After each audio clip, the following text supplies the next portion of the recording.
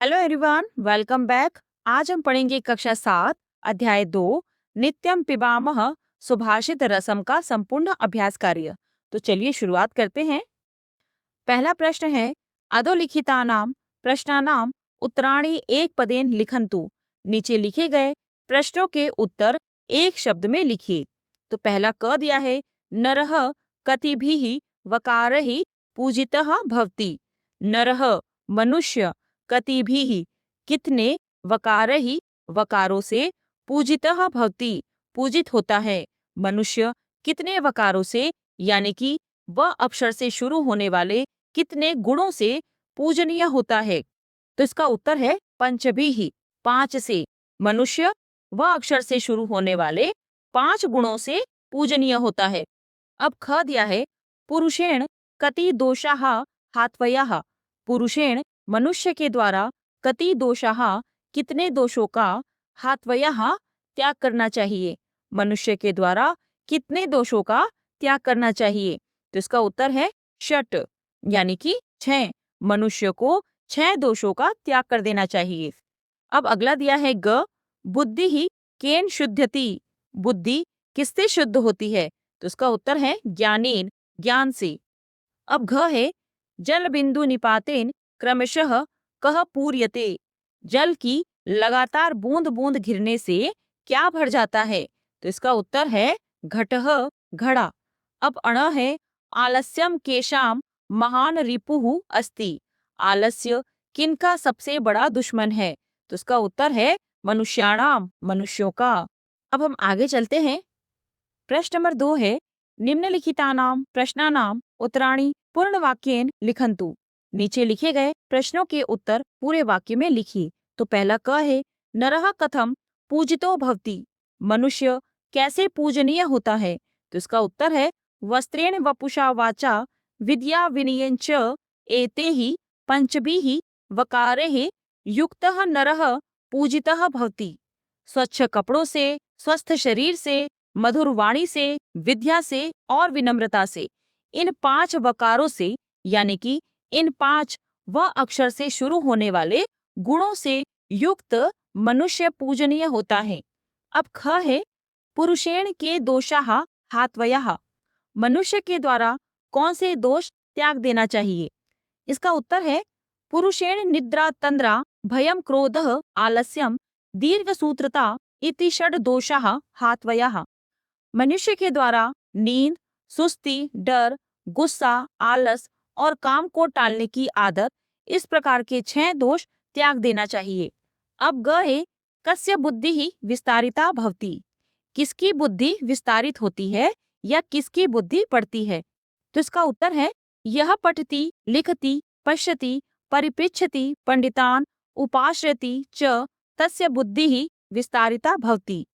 जो पढ़ता है, लिखता है, देखता है यानी कि चीजों का अवलोकन करता है, विनम्रता से पूछता है, विद्वानों का आश्रय लेता है, उसकी बुद्धि विस्तारित होती है यानी कि उसकी बुद्धि बढ़ती है। अब हम आगे चलते हैं। अब घ है किम कृत्वा मनुष्यः नावसीदति। क्या करके मनुष्य दुखी नहीं होता है। तो इसका उत्तर है मनुष्यः उद्यमम कृत्वा न अवसीदति। मनुष्य मेहनत करके दुखी नहीं होता है। अब अगला है व्यासस्य वचनद्वयम किम। महर्षि व्यास के 2 वचन क्या है। तो इसका उत्तर है वेद व्यासस्य वचनद्वयम अस्ति। महर्षि वेद व्यास के 2 वचन हैं। पहला परेशान उपकारेण पुण्यम भवति। दूसरों के उपकार से पुण्य होता है। दूसरा है परेशान पीडनेन पापम भवति इति। दूसरों को पीड़ा पहुंचाने से या दूसरों को कष्ट देने से पाप होता है। अब हम आगे चलते हैं। प्रश्न नंबर 3 है उदाहरण अनुसारम श्लोकांशान यथोचितम योजयन्तु। उदाहरण के अनुसार श्लोकों के अंश को सही ढंग से जोड़िए। तो यहाँ पर 2 कॉलम दिए गए हैं। पहले कॉलम में श्लोक की पहली लाइन दी गई है और दूसरे कॉलम में उसी श्लोक की दूसरी लाइन दी गई है। तो हमें क्या करना है, हमें इन श्लोकों के अंश को सही ढंग से आपस में जोड़ना है। तो यहाँ पर पहला उदाहरण दिया है विद्या वपुषा वाचा वस्त्रेण विनयेन च। तो इसका मिलान किया है वकारैः पंचभिर्युक्तो नरो भवति पूजितः, जिसका अर्थ है अच्छे कपड़ों से, स्वस्थ शरीर से, मधुर वाणी से, विद्या से और विनम्रता से, इन व अक्षर से शुरू होने वाले 5 से युक्त यानी कि 5 गुणों से युक्त मनुष्य संसार में पूजनीय होता है।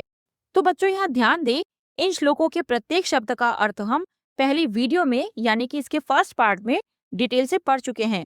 तो बेहतर समझने के लिए आप उसे जरूर देखें।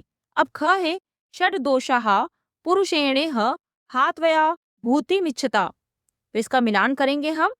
निद्रा तंद्रा भयम क्रोध आलस्यम दीर्घ सूत्रता, जिसका अर्थ है इस संसार में ऐश्वर्य चाहने वाले मनुष्य को 6 दोषों का त्याग कर देना चाहिए।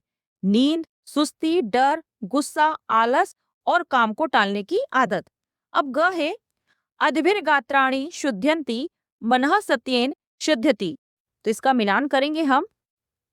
विद्या तपोभ्याम भूतात्मा बुद्धिर्ज्ञानेन शुद्ध्यति, जिसका अर्थ है शरीर के अंग जल से शुद्ध होते हैं, मन सत्य से शुद्ध होता है, जीवात्मा विद्या और तपस्या से और बुद्धि ज्ञान से शुद्ध होती है। अब घ है उत्तरम यत् समुद्रस्य हिमाद्रिश्चैव दक्षिणम। तो इसका मिलान करेंगे हम। वर्षम तद भारतम नाम भारती यत्र संतति ही, जिसका अर्थ है जो समुद्र के उत्तर में और हिमालय के दक्षिण में स्थित है वही भारत नाम का देश है, जहाँ की संतान भारतीय है, यानी कि उस स्थान पर रहने वाले लोग भारतीय कहलाते हैं। अब अगला दिया है जल बिंदु निपातेन क्रमशः पूर्यते घटः, जिसका मिलान करेंगे हम। सह हेतुः सर्व विद्यानां धर्मस्य च धनस्य च, जिसका अर्थ है जिस प्रकार निरंतर जल की बूंद बूंद गिरने से घड़ा भर जाता है, वही कारण या वही नियम सभी विद्याओं, धन और धर्म का होता है, यानी कि यही नियम सभी विद्याओं पर, धन पर और धर्म पर लागू होता है। अब हम आगे चलते हैं। प्रश्न नंबर 4 है निम्नलिखितानां वाक्यानां समानार्थकान् श्लोकांशान् पाठात् चित्वा लिखन्तु। नीचे लिखे वाक्यों के समान अर्थ वाले श्लोक के अंश को पाठ से चुनकर लिखिए। तो इस प्रश्न का अर्थ हुआ कि हमें श्लोक की वे पंक्तियां लिखनी है जिसका अर्थ यही हो। जैसे क दिया है मधुर वाण्या सर्वे प्रसन्नाः भवन्ति, मधुर वाणी से सभी प्रसन्न होते हैं। तो हमें श्लोक की वे अंश लिखने हैं या वे पंक्तियां लिखनी है जिसका अर्थ यही हो। तो इसके लिए हम इस पाठ से कौन सी लाइन लेंगे? प्रिय वाक्य प्रदानेन सर्वे तुष्यन्ति जंतवः, मीठे वचन बोलने से सभी प्राणी संतुष्ट होते हैं। अब ख है परिश्रमेण तुल्यः बांधवः नास्ति, परिश्रम के समान कोई बंधु या मित्र नहीं है। तो इसके लिए हमने इस पाठ से श्लोकांश लिया है नास्त्युद्यम समो बंधुः कृत्वा यम नाव सीदति, जिसका अर्थ है परिश्रम के समान कोई बंधु नहीं है जिसे करके मनुष्य कभी दुखी नहीं होता। अब ग है परोपकारेण मानवस्य पुण्यार्जनम भवति, परोपकार से मानव का पुण्य अर्जन होता है, यानी कि दूसरों की भलाई करने से मनुष्य पुण्य कमाता है। तो इस पाठ से इसके लिए कौन सी लाइन लेंगे हम? परोपकारः पुण्याय पापाय परपीडनम, जिसका अर्थ है दूसरों की भलाई पुण्य के लिए होती है और दूसरों को कष्ट देना पाप के लिए होता है। अब घ है हिंद महासागरात हिमालय पर्यंतम भारतवर्षम, हिंद महासागर से हिमालय पर्वत तक भारत देश है। तो इसके लिए हमने श्लोक लिया है उत्तरम यत् समुद्रस्य हिमाद्रिश्चैव दक्षिणम वर्षम तद भारतम नाम भारते यत्र संतति ही, जो समुद्र के उत्तर में और हिमालय पर्वत के दक्षिण में स्थित है वही भारत नाम का देश है जहाँ की संतान भारतीय है। अब हम चलते हैं अगले प्रश्न की ओर। प्रश्न नंबर 5 है अधोलिखितानां शब्दानां उदाहरण अनुसारम पर्याय पदानि लिखन्तु। नीचे लिखे गए शब्दों के उदाहरण के अनुसार पर्यायवाची शब्द लिखें। पर्यायवाची शब्द का अर्थ होता है समान अर्थ वाले शब्द, जिसे हम सिनोनिम्स कहते हैं। तो पहला उदाहरण दिया है यथा, जैसे वपुः, वपुः का अर्थ होता है शरीर, तो इसके पर्यायवाची शब्द हैं शरीरम और गात्रम। क में दिया है जलम, जलम का अर्थ होता है पानी, तो जलम शब्द के पर्याय हैं नीरम, वारी, इन दोनों का अर्थ भी पानी होता है। अब ख में दिया है लोचनम, लोचनम का अर्थ होता है आंख, तो इसके पर्याय हैं नेत्रम, चक्षुः। अब ग है धनम, धनम का अर्थ होता है धन, तो धनम शब्द के पर्याय हैं वित्तम और द्रव्यम। अब घ में दिया है बुद्धि ही, तो बुद्धि ही शब्द के पर्याय हैं मति ही और मेधा। अब अंतिम शब्द दिया है रिपुहु, तो इस शब्द के पर्याय हैं शत्रुहु और वैरी। अत्र इदम अवधेयम, यहाँ इस बात पर ध्यान दें। तृतीया विभक्ते है शब्द रूपाणी उच्चे ही पठंतु स्मरंतु च। तृतीया विभक्ति के शब्द रूपों को जोर से पढ़िए और याद कीजिए। तो बच्चों यहाँ पर एक चार्ट देख रहे हैं आप। इन चार्ट में इन शब्दों को तीनों लिंगों में डिवाइड किया गया है। तो सबसे पहले हम देखते हैं पुल्लिंग शब्दों को। तो पुल्लिंग शब्दों में पहला शब्द दिया है छात्र। तो छात्र शब्द के शब्द रूप हैं तृतीया विभक्ति में छात्रेण, छात्राभ्याम, छात्रेहि, जिसका अर्थ है एक छात्र से या एक छात्र के द्वारा, छात्राभ्याम दो छात्रों से या दो छात्रों के द्वारा, छात्रेहि अनेक छात्रों से या अनेक छात्रों के द्वारा। दूसरा शब्द दिया है शिक्षक। तो शिक्षक शब्द के शब्द रूप हैं शिक्षकेण, शिक्षकाभ्याम, शिक्षकैहि। अब हम स्त्रीलिंग शब्दों को देखते हैं। तो स्त्रीलिंग शब्द में पहला शब्द दिया है विद्या। तो विद्या एक आकारांत शब्द है क्योंकि इसके पीछे आ का स्वर आ रहा है। तो इसके शब्द रूप हैं विद्या, विद्याभ्याम, विद्याभिहि, जिसका अर्थ है एक विद्या से या एक विद्या के द्वारा, विद्याभ्याम दो विद्याओं से या दो विद्याओं के द्वारा, विद्याभिहि अनेक विद्याओं से या अनेक विद्याओं के द्वारा। दूसरा शब्द दिया है छात्रा। तो इसके शब्द रूप हैं छात्रया, छात्राभ्याम, छात्राभिहि। अब हम देखते हैं नपुंसक लिंग शब्द को। तो पहला शब्द दिया है सत्य। तो सत्य शब्द के शब्द रूप हैं तृतीया विभक्ति में सत्येन, सत्याभ्याम, सत्येहि। दूसरा दिया है ज्ञान, ज्ञानेन, ज्ञानाभ्याम, ज्ञानेहि। अब अंतिम शब्द दिया है किम। किम शब्द के शब्द रूप हैं तृतीया विभक्ति में केन, काभ्याम, केह, जिसका अर्थ है किससे या किसके द्वारा, काभ्याम किन दो से या किन दो के द्वारा, केही किन सब से या किन सब के द्वारा। अब हम आगे चलते हैं। प्रश्न नंबर 6 है अधः रिक्त स्थानानि तृतीया विभक्ते है समुचित रूपे ही पूरयन्तु। नीचे दिए गए रिक्त स्थानों को तृतीया विभक्ति के उचित रूपों से पूरा कीजिए। तो यहाँ पर बच्चों तृतीया विभक्ति का प्रयोग करना है। तृतीया विभक्ति का प्रयोग कब किया जाता है? तृतीया विभक्ति का प्रयोग से या के द्वारा के अर्थ में किया जाता है। तो यहाँ पर उदाहरण दिया है सुधाखंडेन, सुधाखंडाभ्याम, सुधाखंडेहि। तो यह सुधाखंड के शब्द रूप हैं तृतीया विभक्ति में। सुधाखंड एक पुल्लिंग शब्द है जिसका अर्थ होता है चौक। अब अगला दिया है वृक्षेण। तो यह वृक्ष शब्द का शब्द रूप है जिसका अर्थ है एक वृक्ष से या एक वृक्ष के द्वारा। तो द्विवचन में इसके शब्द रूप है वृक्षाभ्याम और बहुवचन में वृक्षेहि। तो यह भी एक पुल्लिंग शब्द है। अब अगला दिया है लताभ्याम और लताभिहि। तो यह लता शब्द जो कि एक स्त्रीलिंग शब्द है, उनके शब्द रूप हैं द्विवचन में और बहुवचन में। तो एक वचन में क्या लिखेंगे हम? लतया, जिसका अर्थ है एक बेल से या एक बेल के द्वारा। अब अगला दिया है देशाभ्याम और देशेहि। तो यह देश शब्द के शब्द रूप है। देश एक पुल्लिंग शब्द है, तो एक वचन में तृतीया विभक्ति में इसका शब्द रूप होगा देशेन, जिसका अर्थ है एक देश से या एक देश के द्वारा। अब अगला दिया है पुण्येन, एक पुण्य से या एक पुण्य के द्वारा। तो यह पुण्य शब्द का शब्द रूप है। पुण्य एक नपुंसक शब्द है, तो द्विवचन में लिखेंगे पुण्याभ्याम और बहुवचन में लिखेंगे पुण्येहि। अब अंतिम दिया है विनयेहि। तो यह विनय शब्द का तृतीया विभक्ति में बहुवचन शब्द है। विनय एक पुल्लिंग शब्द है, तो एक वचन में लिखेंगे विनयेन, द्विवचन में लिखेंगे विनयाभ्याम। तो बच्चों यहाँ पर एक बात का ध्यान रखें, तृतीया विभक्ति से लेकर सप्तमी विभक्ति तक पुल्लिंग और नपुंसक लिंग के शब्द रूप एक समान चलते हैं, तो आपको इन्हें अलग अलग याद करने की जरूरत नहीं है। प्रश्न नंबर 7 है कोष्टके पदानि विलिख्य सुभाषितम पूरयन्तु।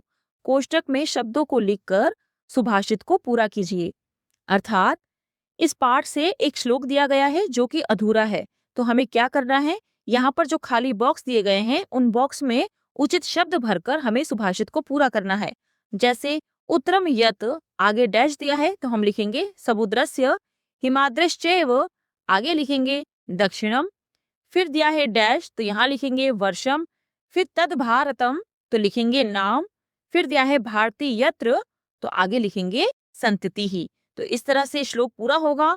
उत्तरम यत् समुद्रस्य हिमाद्रिश्चैव दक्षिणम वर्षम तद भारतम नाम भारती यत्र संततिः। अब हम दूसरे श्लोक को देखते हैं। तो इस श्लोक में पहला बॉक्स खाली है, आगे लिखा है सर्वे तुष्यन्ति। तो यहाँ क्या लिखेंगे? प्रिय वाक्य प्रदानेन सर्वे तुष्यन्ति जंतवः। फिर तस्मात् आगे लिखेंगे तदेव वक्तव्यम वचने का दरिद्रता। तो इस तरह से पूरा श्लोक बनेगा। प्रिय वाक्य प्रदानेन सर्वे तुष्यन्ति जंतवः तस्मात् तदेव वक्तव्यम वचने का दरिद्रता। अब हम आगे चलते हैं। प्रश्न नंबर 8 है, उपर्युक्तानि सुभाषितानि पठित्वा रिक्त स्थानानि पूरयन्तु। ऊपर दिए गए सुभाषितों को पढ़कर रिक्त स्थानों को पूरा कीजिए। अर्थात यहाँ पर कुछ श्लोक की पंक्तियां दी गई हैं जो कि अधूरी है। तो हमें क्या करना है? हमें ऊपर दिए गए यानी कि इस पाठ में दिए गए सुभाषितों को पढ़कर इन अधूरे श्लोकों को पूरा करना है। जैसे पहला दिया है क आलस्यम ही मनुष्याणाम शरीर स्थो डैश रिपुहु। तो यहाँ हम क्या लिखेंगे? महान। तो इसका अर्थ होगा आलस्य ही मनुष्य के शरीर में स्थित सबसे बड़ा शत्रु है। अब ख दिया है डैश वचने का दरिद्रता। तो इसके आगे लिखेंगे तस्मात् तदेव वक्तव्यम वचने का दरिद्रता, जिसका अर्थ है इसलिए वही यानी कि मीठे वचन बोलना चाहिए, बोलने में कैसी दरिद्रता। अब ग दिया है यह पठती लिखती। अब बुक में यहाँ प्रच्छति दिया है, प्रच्छति लिखने से श्लोक अधूरा हो जाएगा, इसलिए यहाँ पर पश्यति लिखा है और रिक्त स्थान में लिखेंगे परिपृच्छति पंडितानुपाश्यति, जिसका अर्थ है जो निरंतर पढ़ता है, लिखता है, देखता है, विनम्रता से पूछता है और विद्वानों का आश्रय लेता है। अब घ है सह हेतुः सर्व विद्यानाम डैश धनस्य च। तो यहाँ लिखेंगे हम धर्मस्य च, जिसका अर्थ है वही कारण सभी विद्याओं का, धर्म का और धन का है। अगला दिया है डैश बुद्धिर्ज्ञानेन शुद्ध्यति। तो इसके लिए हम उचित शब्द लिखेंगे विद्या तपोभ्याम भूतात्मा, जिसका अर्थ है जीवात्मा की शुद्धि विद्या और तपस्या से होती है, बुद्धि की शुद्धि ज्ञान से होती है। तो ये था अध्याय 2 नित्यम पिबामः सुभाषित रसम का संपूर्ण अभ्यास कार्य। अगर इस पाठ से लेकर आपके मन में कोई भी डाउट हो तो आप मुझे कमेंट करके जरूर पूछें। तो मिलते हैं नेक्स्ट वीडियो में।